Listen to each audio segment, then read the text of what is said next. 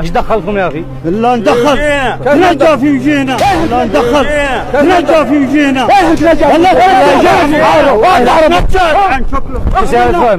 حرام. لا اصبر يا رد اصبر يا رد ايش تشتي انت؟ اصبر يا رد اصبر يا اخي، اصبر يا اخي، يا اخي نحكي الناس حكايه. يا حاج اسمع يا حاج، الله يحفظك، انت صورتك عاقل تمام.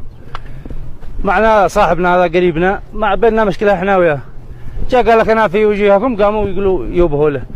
يعني الواحد ما يعرف ايش المشكله اول ما شيء، من ما جاء قفاه قام يوبه له ولا لا؟ افرض انه سارق، افرض انه قاتل، جاء فينا لو نطرح فلوسنا ولو هو على غلط، ولو على الجن الناقر معها وشي الرجال هكذا هكذا توبه لك. ما هو عند هذا صاحبكم احنا سداد، عند هذا صاحبكم احنا سداد نسرح. لا شو ساكت لو سمحت، لو سمحت الله يحفظك، اقرب شويه اقرب شويه. قول يا حاج اسمع يا حاج اسمع، ما دام انتم وبهتوا له لا شيء عنده غلط ما تحملوه انتم. ايوه احنا وملتزمين تحملوه.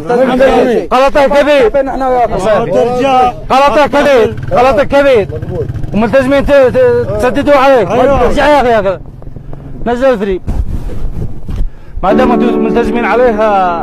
انتم معنا في تجربه اجتماعيه، تجربه احنا بنجرب اليمين، عاد شي نقوى عندهم، عاد شي غاثه ملهوف، فوالله نعم بكم. اكيد ونعم بكم، سلام الله يحفظكم ويحفظ عجناكم.